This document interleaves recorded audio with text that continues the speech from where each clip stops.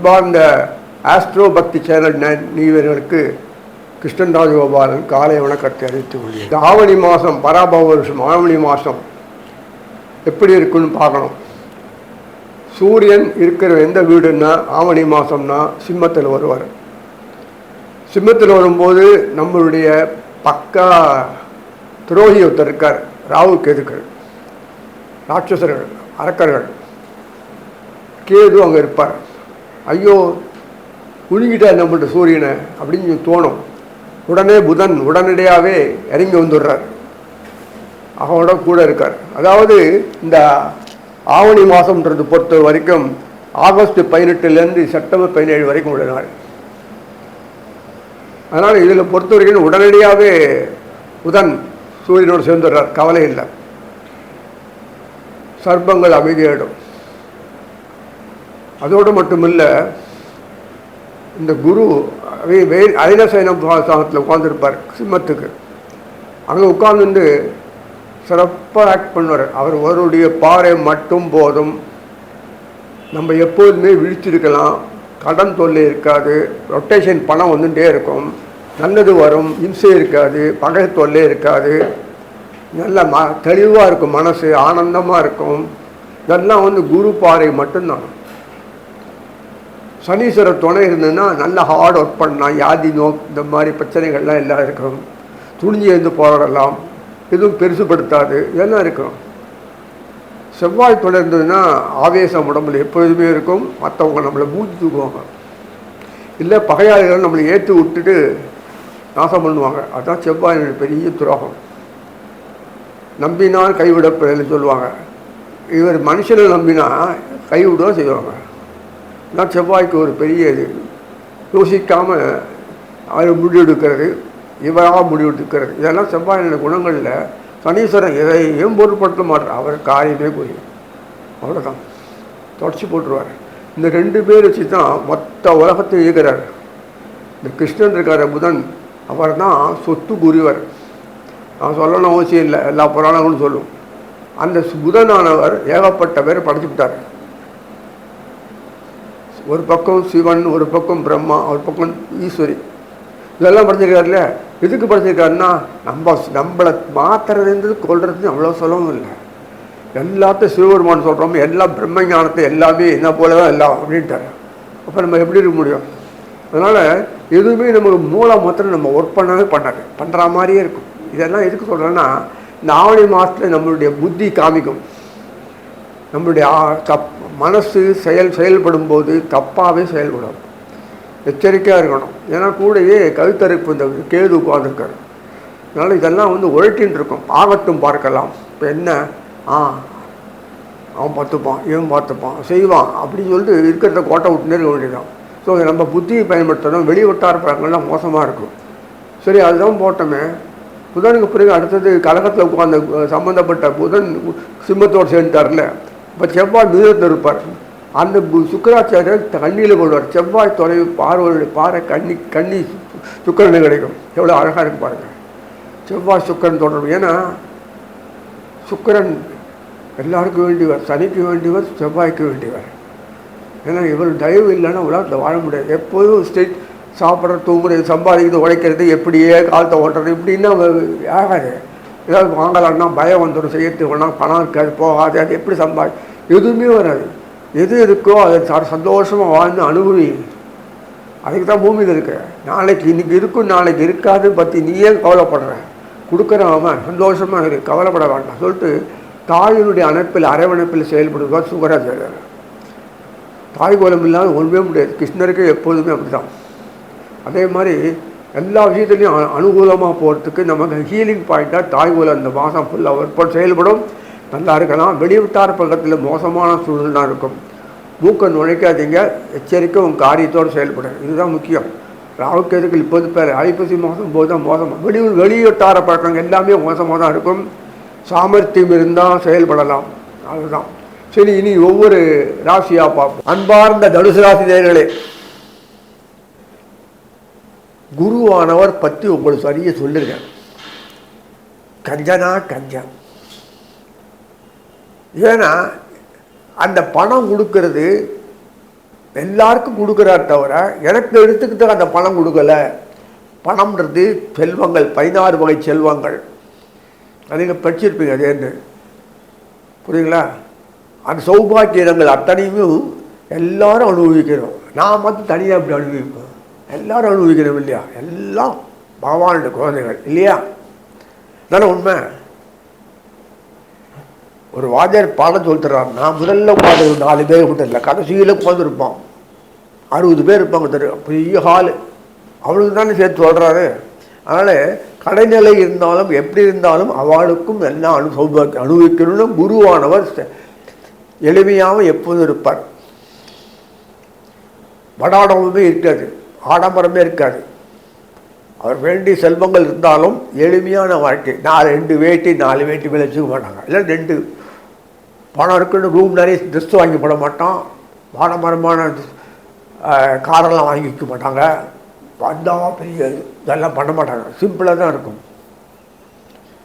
வெட்டியாக வாழ்க்கையை அனுபவிக்கணுமோ அதை அனுபவிப்பாங்க தவிர அதுக்காக போஸ்ட் லைஃப்பை தேவோன் அது அடாப்ட் பண்ணிக்க மாட்டாங்க. இதுதான் ஒரு குரு. எப்போதுமே தெளிவாக இருப்பார். ஆசைகளுக்கு செக்கு வச்சுருவார். இது போதும், இந்த ஆசை தான், இது மேலே என்ன ஆசை இருக்குது?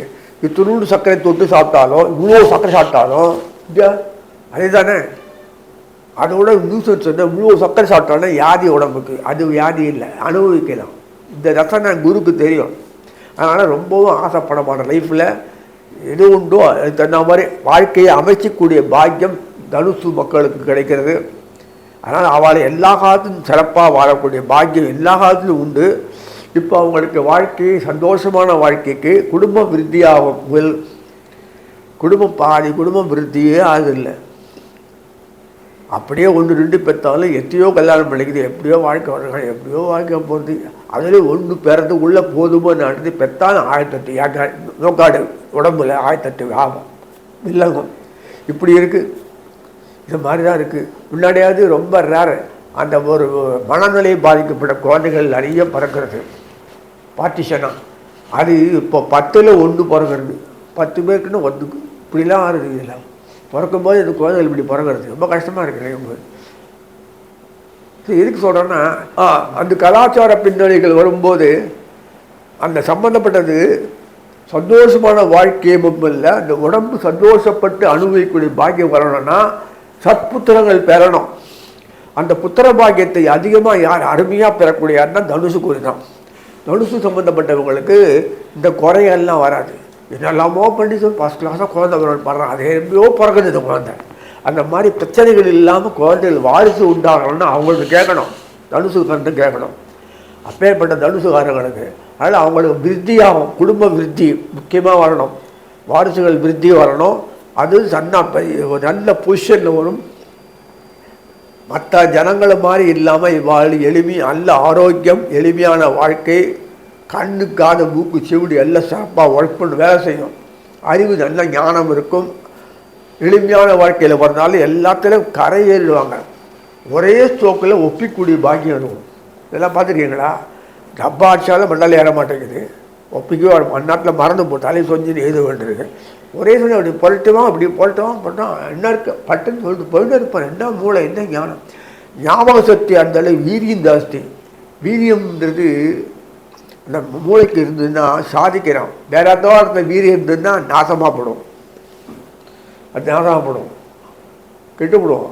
ஆனால் எத்தனையோ விஷயங்கள்ல இருக்குது. அதெல்லாம் எப்படி தான் அது ப்ரோக்ராம் பண்ணுறதுன்னு தெரியல. மேலே மனுஷனுடைய குணங்கள்லாம் எப்படி ப்ரோக்ராம் பண்ணுறது யாருக்குமே தெரிய மாட்டேங்குது. இவ்வளோ விஷயங்கள் இருக்குது. ஒன்றா நிறைய வரும், அது பாடம் மாதிரி ஆகிடும். இதுக்கு சொல்கிறேன்னா தனுசனுடைய பூர்வ புண்ணியாதிபதியே செவ்வாய் தான். அது சுவைகள் கொடுத்து சொன்னதில்ல உங்களுக்கு. அந்த சுவைகள் எல்லாமே இவ்வளோ சாப்பிட்டா போதும். அதே இவ்வளோ சாப்பிட்டதுனால ஒரு அலுப்பு வரும், சருப்பு வரும், உடம்புல உபாதி வரும். வருதா இல்லையா? காரம் சாப்பிட்டா அதிகம் சாப்பிட்டாலும், கசப்பு அதிகம் சாப்பிட்டாலும் வெறுப்பாகிடுறது, திடுப்பு அதிகம் சாப்பிட்டாலும் சுகர் பேஷண்ட் ஆகிடலாம். சால்ட்டு சாப்பிட்டு போச்சு, அது அப்படியே பற்றிக்கும் நம்மளை. அதுதான் அந்த விஷயத்தில் ரொம்ப எச்சரிக்கையாக இருக்கக்கூடியவங்க யாருன்னா தனுசு தான். யாரெல்லாம் அது கரெக்டாக சிறப்பான வாழ்க்கையில் இதில் வந்து தனாதிபதி சொல்லக்கூடிய தனுசுக்கு தனாதிபதி வீரியஸ்தானாதிபதி. தனுசுக்கு இத்தனை விஷயம் பாருங்கன்னா, ஜனாதிபதி குடும்பத்தானது வீரியஸ்தானாவதியாக இருக்கார். வீரியஸ்தானாவது நம்பர் 1. அந்த நாடியில் 3ஆம் வீடு பற்றி சொன்னான்னா 30,000 பக்கம் எழுதலாம். அவ்வளோ விஷயம் இருக்குது. அது சொல்லினால நமக்கு பாடம் படிக்கிற மாதிரி இருக்கும். அது சொல்லலை. 3ஆம் வீடு இல்லைன்னா முதல்ல இட்டு முற்றும் கோலம்பா ஒரே வார்த்தை.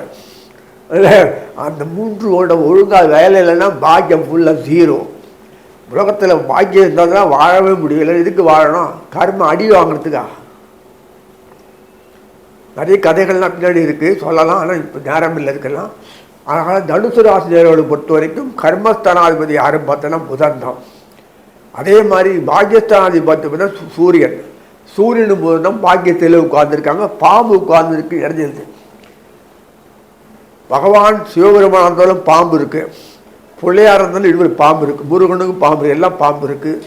நாகக்கண்டிகள் பார்த்தோன்னா அந்த தாய் வாரக்குள்ள பாம்பு இல்லாத நாகக்கண்டி யாரும் கிடையாது. இல்லை பாம்புன்றது யாரும் கிடையாது.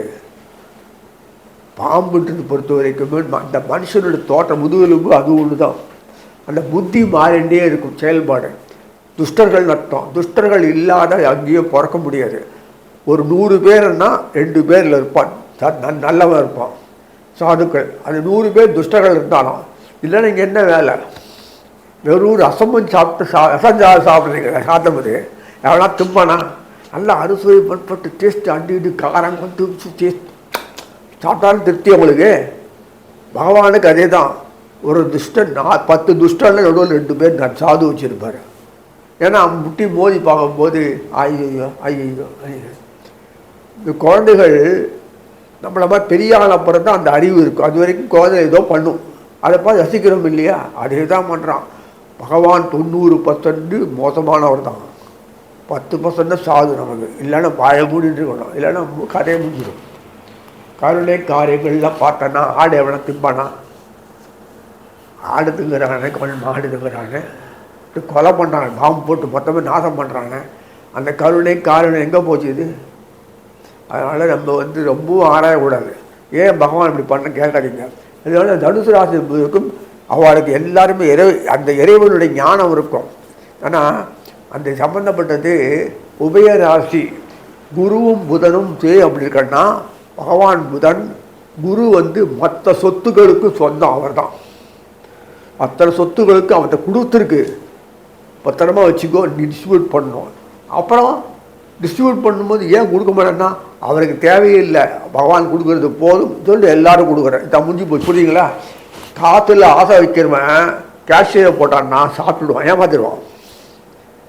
கணக்கு பொய் கணக்கு சாப்பிட்டு ஏமாத்திடுவான். அதுக்காக தான் பகவான் இந்த மாதிரி ஆட்களை காசு போட்டிருக்காரு. புரிஞ்சுட்டு போய் நினைக்கிறேன் உங்களுக்கு.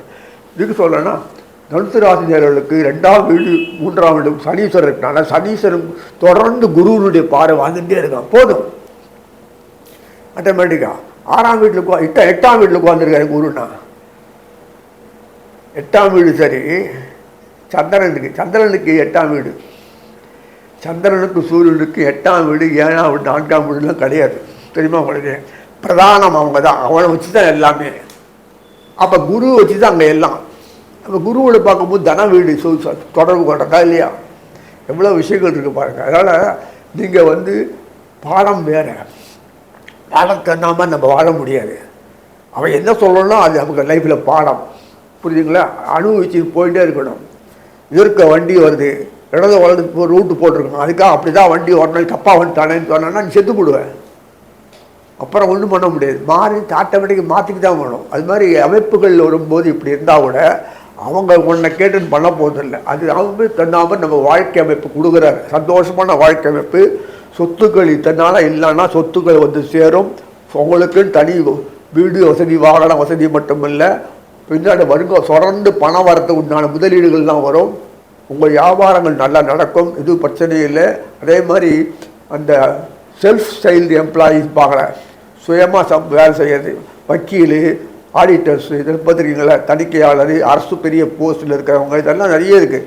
லைசன்ஸ் சர்வீஸ் பண்ணுறவங்க, இதெல்லாம் சிறப்பாக நடக்கும். அதில் எந்த வித பிரச்சனைகள் அந்த குடும்பத்தில் அதாவது நடக்க வேண்டிய காரிய செயல்பாடுகள், கல்யாணம், விருத்திகள் இதெல்லாம் பக்காவாக இருக்கும் சொல்லி வாழ்த்து நிறைவு செய்கிறேன். அன்பார்ந்த மகர ராசி நேயர்களே, இந்த ஆவணி மாதம் சொல்லக்கூடிய பராபவ ஆவணி மாதம் ஆகஸ்ட் செப்டம்பர் எவ்வளோ அழகாக இருக்குது பாருங்கள். ஆகஸ்ட் செப்டம்பர் மாதம் சொல்லக்கூடிய இந்த ஆவணி மாதத்தில் கிரகநாதர்கள் அதிக மாறுதல் கிடையாது. சனீஸ்வரன் தான் வக்கரம். சனீஸ்வரன் வக்கரமாக இருந்தாலோட கவலை இல்லை. நடுவில் ப்ராப்ளம் வந்து எல்லாம் வீட்டில் வந்து டொமஸ்டிக் வீட்டிலே வந்து வேலை பண்ணாங்க இல்லையா, ஆஃபீஸுக்கு போக வேணாம் வீட்டிலே இருக்கலாம் அப்படின்னு வந்து இது கொரோனா பீரியட் பார்த்தீங்களா, சென்னையில் இந்த ஹோம் ஒர்க்கு அப்படின்னு. அதே மாதிரி சனீஸ்வரனுக்கு ஹோம் ஒர்க் கொடுத்துருக்கு. வக்கரமாகி இந்த மீனத்தில் உட்காந்துருக்காருல்ல, எங்கேயும் நகர வேணும் அவசியமே இல்லை. அவர் எல்லாமே ஆட்டோமேட்டிக்காக அவர் குருனுடைய பாறையை பார்க்குறதுனால தோஷம் போகிறது மட்டும் இல்லை, குரு பாறை தோஷம் போனால் தான் எல்லா காரியம் நடக்கும் சிறப்பாக, இல்லை நடக்காது, பாதிப்பு தான் வரும் இல்லையா. கர்மங்கள் நச்சு மாற்றி மாற்றி ரிப்பெட்டிஷன் ஒர்க் பண்ணிட்டு அந்த காரியத்தை கெடுத்துடும். தான் அந்த தோஷத்தை அடியோடு போக்கினானா அடுத்தடுத்த சைனங்கள்லாம் வரும். ஒரு பொண்ணு கல்யாணம் பண்ணலாம், பிள்ளைக்கு நல்லபடியாக வளர்த்து இது ஆட்டோமேட்டிக்காக நல்ல வேலைக்கு படிப்பு கொடுத்து வேலைக்கு வைக்கலாம், இதை வாயால் சொல்லலாம். வயசானவங்களுக்கு ரெஸ்ட்டு கொடுத்து ஒரு சௌகரியங்களை உண்டாக்கி வீட்டிலே வச்சு சமாளிக்கலாம். வீடு இல்லைன்னா வீடு வாங்கிக்கிறோம், வாயால் சொல்லலாம்ல, அவ்வளோ சொல்லலாம். அது நலம் ஒவ்வொரு ஸ்டேஜும் ஒவ்வொரு கட்டத்தில் அது செயல்படணும். வரும்போது எப்படி வரும், இடைப்பட்ட காலம் ஒன்று ஒன்றா மூவ்மெண்ட் தவறுத நம்மளே மூவ் பண்ணிக்க முடியுமா சொல்லுங்க பார்க்கலாம். அதுதான் இங்கே இந்த இந்த விஷயத்தில் சனீஸ்வரனுடைய மூவ்மெண்ட் இல்லைன்னு நடக்காது காரியம். அந்த மூவ்மெண்ட் இல்லைன்னு நடக்கணும் இல்லை, அதுக்கு பதில் மூவ்மெண்ட்டு எதுவோ அதுவே தானாக செயல்படக்கூடிய அமைப்பு தான் இந்த குரு சனி தொடர்பு கொள்கிறார். வாக்கி வச்சிருக்காரு. குரு தாரம் பார்க்க பார்க்க பார்க்க சனீஸ்வரனுடைய ஆக்டிவிட்டிஸ் தோஷம் போகும்போது ஆட்டோமேட்டிக்காக தொடர்பு கொள்வது. சுக்கராச்சாரியர் தொடர்பு கொள்கிறார். மகரத்தினுடைய பாக்கியஸ்தில் உட்கார்ந்த அந்த சுக்கரனு கண்ணியில் உட்காந்து தொடர்பு கொள்கிறார் சனியை. அவ்வளோதான். ஒன்று நீ என்னை தேடி நான் தேடின்னு எல்லாரையும் போயிருந்தேன். 2.5 வருஷம் 7,000 வருஷம் சனீஸ்வரன் போனார்ல, 7 நாள் சனி. இப்போ அதெல்லாம் வீட்டிலேயே சர்வீஸ் பண்ணுறாரு. இப்போ 7 நாள் சனின்னு கொண்டு செயல்படணும் அவசியம் இல்லை. பாருங்கள், அங்கே உட்காந்து நடத்தலையே எல்லா இடத்துலையும் உட்காந்து அந்த 7 நாள் சனி அவர் பண்ணிட்டு இருப்பார். யாருக்கா தெரியறது அது. ஆனால் ஒன்று தோஷம் அடியோடு போயிடுறது இந்த ஊருக்கு மட்டும்தான். பாரத பூமி மட்டும்தான் இது அஸ்ட்ராலஜி, அங்கெல்லாம் கிடையாது. புரியுதுங்களா? ஏன்னா வேறு அலைவ் ஹியர் இங்கே பார்த்து சர்வீஸ் பண்ணுறதுனால என் குழந்தைகள் எனக்காக வேண்டி இங்கே நமக்கு சர்வீஸ் பண்ணுறது அனுபவிப்போன்னு பகவான்னு அந்தராத்மாவின் செயல் பண்ணிருக்கான், அனுபவிச்சுட்ருக்காரு. அதனால இதற்கு பாதகங்கள் வரக்கூடாது அப்படின்னு அங்கெல்லாம் இருக்காங்க. அங்கேருந்து அங்கே ராட்சசனாக இருந்து அனுபவிக்கும் போது அந்த மாதிரி ரசனைகள் எதிர்பார்க்குறார். நமக்கு அந்த வேணாம். அதனால் இந்த மகர சம்பந்த சனீஸ்வரர் உட்கார்ந்த இடத்துலேயே அழகாக வீரியஸ்தானத்தில் 3ஆம் வீட்டில் உட்கார்ந்துருக்கார். நாடி பிறார் 3வது வழியை சொல்லியிருக்கேன் அவங்கள்ட்ட. அழகாக உட்கார்ந்து அந்த 3வது அதிகாரி இருக்கக்கூடிய அயனசைன போகஸ்தானம் சொல்லக்கூடியவர் 3வது ஸ்தானத்தில் குருவானவர் கடகத்தில் உட்கார்ந்துட்டு ஜம்முன்னு பார்த்துட்டுருக்கார்.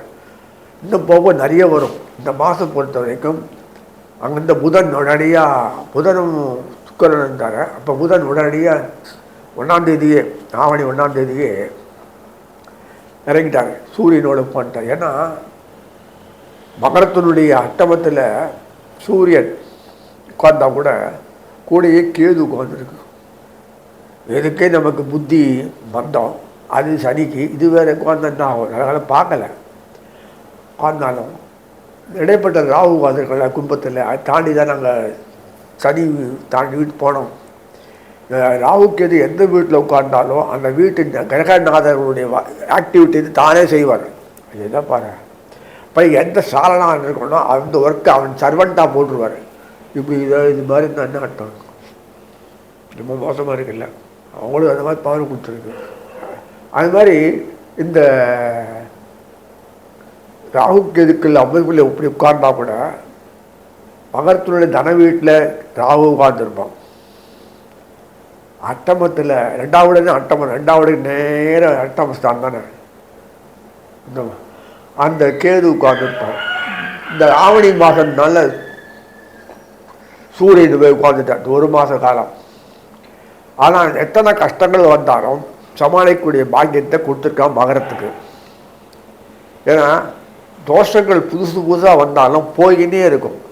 புதன் உட்கார்ந்து இருக்கிறதுனால பாக்யாதிபதி புதன் தான் பகவான் கிருஷ்ண சாயாசுரம். அது சந்திரனுடைய குடும்பத்தில் பிறந்து காரணம் உலகத்தில் சந்திரன் கர்மங்களுக்காக இயக்கி செயல்பட்டு யோசனைகளை பண்ணால் கூட பாவங்கள் துணை போயிடுறான் இல்லையா? காசு சம்பாதிக்கிற அனுபவிக்கிறதாக்கா காசே சம்பாதிச்சு அனுபவிக்கும் போது எத்தனை பாவங்களை பண்ணுறான். சாப்பாடு நல்லா இருக்கிறதாங்க சிங்கமாக எவ்வளோ கண்டதெல்லாம் திருட்டு போயிட்டே இருக்கும். பிரித்தனம் வந்துடும். அமோகம் அனுபவிக்கிறது ஏஆடி கேஸ் தான், சந்திர மகா கேஸ் தான், எல்லாம் போய்கிட்டே இருக்கும். எவ்வளோ இருக்கு பாரு. அது புராணங்கள் சொல்கிறதெல்லாம் பொய் இல்லை, அதனுடைய ரெப்ளிக்கா தான் இங்கே கழிவு வந்து கொஞ்சம் அளவு தான் வாழ்வு. அதனால் துருண்டு வச்சுருக்கான், வேற ஒன்றும் இல்லை. அது மாதிரி வச்சு 50,000 வருஷம். ராமர் கோண்டபுரத்துக்கு 10,000 வருஷம் தான் வயிற்று உட்கார்ந்த பற்றி. அதுப்பா 10,000 வருஷமா? அது ஒன்றுமே இல்லை. தசரத போகிறதுக்கு 50,000 வருஷம் ஆச்சு. அது யஜ்யம் அப்படி தான். அந்த யோகம் அப்படி ஒன்றும் இல்லாத தேவதா உலகத்துக்கு 1 வருஷம் காலம் நின்று அவனுக்கு நம்மளுடைய 1 வருஷ காலம் ஒரு நாளாக இருக்கும்போது அந்த அளவு கால அளவு அவன் தானே வைக்கிறான். அந்த கால புருஷன் தானே பண்ணுறது. அவன் தான் ஜாதகம் போட்டான். அதனால் நீங்கள் நினைக்கிற மாதிரி இல்லை. அதனால் இந்த மகர ராசி நேரங்களை பொறுத்த வரைக்கும் வீரத்து சனீஸ்வரனே உட்காந்துருக்கனால எஃபெக்டிவாக பக்காவாக முடிப்பான். அஸ்திவாரம் ஸ்ட்ராங்காக போடுவான். சனீஸ்வரன் தான் அஸ்திவாரம் போடுறது. செவ்வாய் பில்டிங்காக இருக்கலாம், அழகான பில்டிங் சின்னதாக இருக்கலாம், அஸ்திவாரம் போடுறது தான். புரியல? சனீஸ்வரன் நினச்சானா அந்த அஸ்திவாரம் காலி ஆகிடும். அதனால் வெளிநாட்டில் இவ்வளோ போய் பில்டிங் தொப்பு தொப்புன்னு விழுகிறது, பூமி ஆடினா பொத்துன்னு விழுகிறது, தண்ணி எக்ஸ்ட்ரா ஊந்துடுறது, தனியாக இருக்குல்ல, அவ்வளோ பில்டிங் கீழே வருது. துருண்டு பாம்பு போட்டாலே மொத்தமாக எல்லாம் காலியாகிடுது. எல்லாம் என்னது? அஸ்திவாரம் போச்சு. அதனால் சனீஸ்வரன் தொடர்ந்து தன்னுடைய அஸ்திவாரம் ஸ்டெபிலைஸ் பண்ணுறான் 3ஆம் வீட்டில் உட்காந்து. புரியுது இல்லை உங்களுக்கு? 3ஆம் வீடு பிறகு. அதனால் ஆச்சரியமாக தோஷங்கள் சரியாகிடுது. அவனுக்கே பாதிப்பு வந்தால் கூட வக்கரமாகி அந்த பாதிப்புக்கு வெளிப்பட முடியாதபடி நிறைவு செய்கிறது. 2ஆம் வீட்டில் ராகு உட்காந்துருக்கான உங்களை ஃபேவராக பண்ணுறான். குடும்பத்தில் பிரச்சனைகள் உண்டாகும் யூஸ்வலாக ராகு. ஆனால் சனீஸ்வரனுக்கு பண்ண முடியாது. அவன் தான் செயல்படணும். அவனை எடுத்தே நீ கொல்லலாம், அவனையே அவனை தான் எல்லாம் பண்ணி ஆகணும், அவனையே நீ கொல்லுவோ சொன்னான்னு அர்த்தம். அதனால் அவனுக்கு புதன் துணை போகிறதுனால ஒன்றும் பண்ண முடியாது. கூடயே புதன் உட்காந்து பாம்போட கவலையே இல்லை, ஒன்றும் பண்ண முடியாது ராகுக்கு இதுகள். அதனால் கவலை இல்லை. சனீஸ்வரனுடைய சம்பந்தப்பட்ட பாக்கியத்தை சனீஸ்வரனுடைய சம்பந்தப்பட்ட பாக்யாதிபதி சொல்லக்கூடிய புதன் சூரியனோடு உட்கார்ந்துருக்கனால கவலை இல்லை. சூரியனுக்கு அஷ்டமாதி தோஷம்லாம் கிடையாது. புரிஞ்சுங்களா? அவர் தான். சந்திரனுக்கு அஷ்டமாதி தோஷம் கிடையாது, அவரும் அவர் தான். 2 பேருக்கு மட்டும் தான் எக்ஸாம் தட்டு. புரியுங்களா? நாடியது சந்திரனே வரமாட்டான் ஃபர்ஸ்ட் ஆஃப் ஆல். அதான் வேடிக்கை. அது ஃபுல்லாக அது சம்பந்தப்பட்ட விஷயங்கள் அந்த இது பார்க்கும்போது அந்த சனீஸ்வரருக்கு முக்கியமானவர் யாரும் தெரியல. லாபாதி செவ்வாய், அதே செவ்வாய் தான் 4ஆம் சுகஸ்தானாதிபதி வருது இல்லையா? பாக்கியத்துக்கு உரிய சம்பந்தப்பட்ட செவ்வாய் தந்து அந்த மகரத்தினுடைய செவ்வாய் சம்பந்தப்பட்டவர் 11ஆம் வீடு அதிபதியாகிறார். அதே செவ்வாய் தான் உங்களுக்கு நான் சுகஸ்தானாதியாக இருக்குது இல்லையா? அதனால் இந்த செவ்வாயினுடைய அமைப்பு அங்கே தான் உச்சமாக இருக்காரு பாரு. செவ்வாய் மகரத்தில் தான். அத்தனை விஷயங்கள் இருக்கும்போது கவலைப்பட தேவையில்லை. உழைப்பு பலன் கிடைக்கும். உழைப்பு எப்படிலாம் இருந்தால் பலன் கிடைக்கும்னு உங்களுக்கு அந்யோன்யமாக சனி குருவை ஹெல்ப் பண்ணுறாரு, சனி சுக்கராச்சாரியர் ஹெல்ப் பண்ணுறாரு, சனீஸ்வர் துடைக்கிறார், செவ்வாய் துடைக்கிறார். கவலைப்பட தேவையில்லை. அதனால் உங்களுடைய வாழ்க்கையில் எப்படி பண்ணாலும் எந்த பக்கம் போட்டினாலும் வெற்றி உங்களுக்கு, தோல்வின்றது கிடையாது. உழைப்பு கண்கூட பலன் தரும். மேலும் ஆரோக்கியம் கண்கூடம். குழந்தைகளுடைய எதிர்கால வாழ்க்கையை அருமையாக அமைக்கக்கூடிய பாக்கியம் அது பண்ணக்கூடிய அமைப்பை உண்டாக்குறது. அதனால் சொந்தமாக வியாபாரம் பண்ணக்கூடிய பாக்கியம், படித்து முடித்து பெரிய ஆளாக பாக்கியம் எது உண்டோ அது சொன்ன மாதிரி பாரம்பரியத்தில் ஈடுபட்டு தொழிலை உற்பத்தி சொல்லி நிறைவு செய்கிறேன்.